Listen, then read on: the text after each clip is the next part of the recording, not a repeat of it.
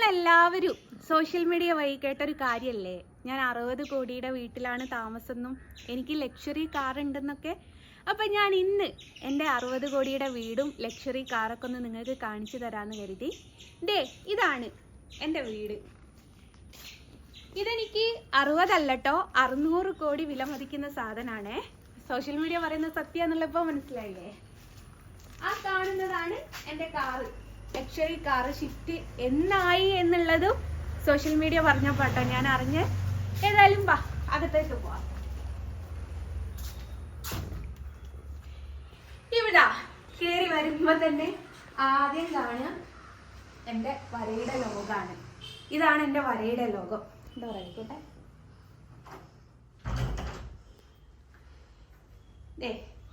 ഇവിടെ നിന്നാണ് ഞാൻ വരയ്ക്കാറ്. പലരും ചോദിക്കുന്ന ഒരു കാര്യമാണ്, ഇതിന് മാത്രം ചെലവൊക്കെ എന്തേത്താണ്? അതിനുള്ള ഒരു ഉത്തരവും കൂടിയാണ് കേട്ടോ. അതെ, നിങ്ങൾക്ക് ഈ കാണുന്നത് ഇതൊക്കെ ഒഴിഞ്ഞ കാലിക്കുപ്പിയാണ്.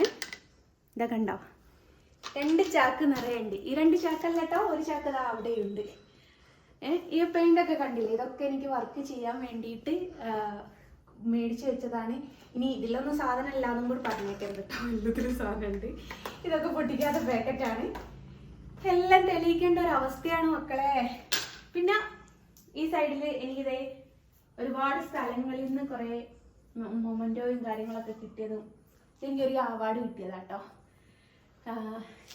മറ്റേ കണ്ണൂർ ശ്രീശക്തി പുരസ്കാരം എനിക്കായിരുന്നു. അതിൻ്റെ ശിവ അന്നതാക്കി. പിന്നെ ഈ സൈഡ് നോക്കി വെച്ചാൽ ഞാൻ ഒരുപാട് ആക്ടേഴ്സിന് ഫോട്ടോ കൊടുത്തിട്ടുണ്ട്. അതൊക്കെയാണ് ഈ ഒരു സൈഡിൽ വെച്ചത്. ഇനി ബാക്കി കാണിച്ചു തരാം. ഹാളിലേക്ക് വരുന്ന സമയത്ത് ലക്ഷറി ആയതുകൊണ്ട് എല്ലായിടത്തും വലിച്ചു വാരിയിട്ടതാണ്, അത് നോക്കണ്ട. ഇത് നമ്മുടെ ഈ വർഷം ശ്രീകൃഷ്ണ ജയന്തിക്ക് ഗുരുവായൂരേക്ക് സമർപ്പിക്കാൻ വേണ്ടിയിട്ട് വരച്ച ഫോട്ടോ ആയിരുന്നു. അപ്പം പിന്നെ ഹോസ്പിറ്റലും കാര്യങ്ങളൊക്കെ ആയതുകൊണ്ട് വര അവിടെ നിന്ന് പോയി. ഒന്നായിട്ട് പൊടിയാണ്, ലക്ഷറി ആയതുകൊണ്ടാട്ടോ പൊടി. പിന്നെ അല്ലേ ഈ സൈഡിൽ നോക്കുകയാണെങ്കിലും എൻ്റെ ഫ്രെയിമും കാര്യങ്ങളൊക്കെയാണ്. 2 റൂമാണുള്ളത്, ഒന്ന് ആ സൈഡിൽ ഒന്ന് ഈ സൈഡിലുമാണ് 2 റൂം വരുന്നത്. പിന്നെ ഈ ബാക്കി സംഭവം എന്ന് പറയുന്നത് എൻ്റെ ഈ ഫ്രെയിമും കാര്യങ്ങളൊക്കെ, ഇതൊക്കെ എൻ്റെ ഫ്രെയിമും കാര്യങ്ങളൊക്കെയാണ്. ഇവിടെ ഉണ്ട്, ഇതൊക്കെ എൻ്റെ ഫ്രെയിമും കാര്യങ്ങളൊക്കെയാണ്. അവിടെ ഒക്കെ ഒന്ന് കാണിച്ചു കൊടുക്കുക. എന്താ വെച്ചാൽ ഫ്രെയിമൊക്കെ ഹോൾസെയിലായിട്ട് ഒരുമിച്ച് മേടിക്കുകയാണ്. അപ്പം എന്നിട്ട് ഞാൻ തന്നെയാണ് ഫ്രെയിം ചെയ്യുന്നത്. പിന്നെ എല്ലാവരും വിചാരിക്കുന്നത് ഞാൻ അക്രലിക് ഷീറ്റിൻ്റെ മുകളിൽ മാത്രമേ വരയ്ക്കുള്ളൂ എന്നാണ്. അക്രലിക് ഷീറ്റിൻ്റെ മുകളിൽ മാത്രമല്ല, ക്യാൻവാസിൽ ഞാൻ വരച്ചിട്ടുണ്ടായിരുന്നു. ഇപ്പോഴല്ല കേട്ടോ, ഇതൊരു 2-3 വർഷങ്ങൾക്ക് മുമ്പുള്ള ഫോട്ടോ ആണ്. അപ്പം ഈ ഒരു ഫോട്ടോയും നിങ്ങൾക്ക് കാണുമ്പോൾ തന്നെ അതിൻ്റെ മാറ്റം മനസ്സിലാവും. ഇത് ഭയങ്കര കളർഫുൾ ആയിരിക്കും, ഭയങ്കര ഭംഗിയായിരിക്കും കണ്ണനെ കാണാൻ. പക്ഷേ ഇതത്ര ഭംഗിയില്ല.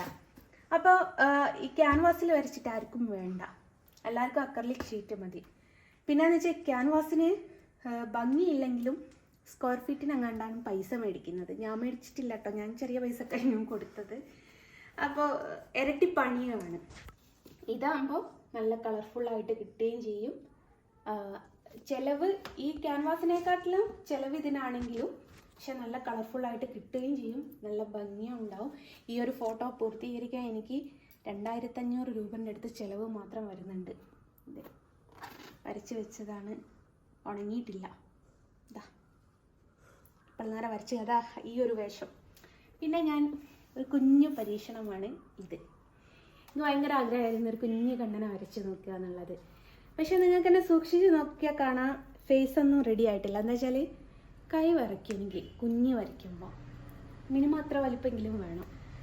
പിന്നെ ഞാൻ പറഞ്ഞല്ലോ, ഞാൻ ഷീറ്റ് കണക്കിനാണ് സൈസ് ഉണ്ടാക്കുന്നത്. ഒരു ഷീറ്റിൽ എത്രത്തോളം ഈ വേസ്റ്റ് വരാത്ത രീതിയിലാണ് ഞാൻ സൈസ് ഉണ്ടാക്കുന്നത്. അപ്പം ഇതൊക്കെയാണ് എൻ്റെ വരയുടെ ലോകം. ഇവിടെയും ഫ്രെയിമാണ്. ഇത് ഞാൻ വരച്ച് തുടങ്ങിയ സമയത്താണ് ഞാൻ ഹോസ്പിറ്റലിലായത്. ഇതിന്ന് വരെ ഞാൻ പൂർത്തീകരിച്ചിട്ടില്ല, പൂർത്തീകരിക്കാൻ പറ്റുമെന്ന് വിചാരിക്കുക.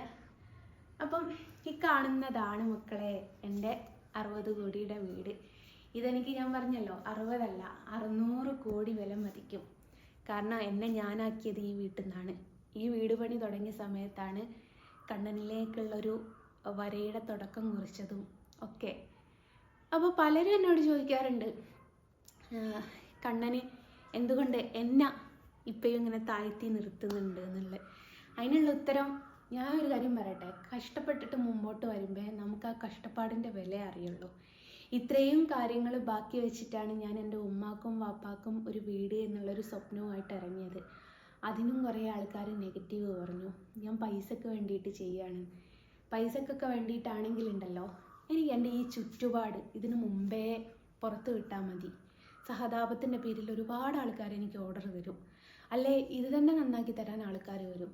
പക്ഷേ എനിക്കത് വേണ്ടാത്തത് കൊണ്ടാണ് സോഷ്യൽ മീഡിയ പറയുന്നൊരു അവസ്ഥയിൽ വരെ വന്നത്. 60 കോടിയുടെ വീട്ടിലാണ് ഞാൻ എന്നതിന് ശേഷം ഇതുവരെ ഞാൻ എൻ്റെ ആരൊരാൾ വീട്ടിൽ ഒരു ഇൻ്റർവ്യൂവിന് വരുന്ന സമയത്തും ഞാൻ പറയും, എൻ്റെ വീട് കാണിക്കരുത്. അത് എനിക്ക് നാണക്കേട് ഉണ്ടായിട്ടല്ല, എനിക്ക് ആരുടെ എടുക്കുന്നൊരു സഹതാപം വേണ്ട എന്നുള്ളത് കൊണ്ടാണ്. അതുകൊണ്ടായിരുന്നു ഇത്രയും കാലം ഞാൻ എൻ്റെ വീട് കാണിക്കാതിരുന്നത്. ഇപ്പോൾ സോഷ്യൽ മീഡിയയിൽ ഇങ്ങനെ ഒരു കാര്യം പറഞ്ഞതുകൊണ്ട് അവർ പറയുന്നതൊക്കെ സത്യമാണ് എന്നുള്ളതൊന്ന് തെളിയിക്കണ്ടേന്ന് കരുതിയിട്ടാണ് ഞാനിപ്പം ഈ ഒരു ഡീറ്റെയിൽ നിങ്ങൾക്ക് ഇട്ട് തരുന്നത്.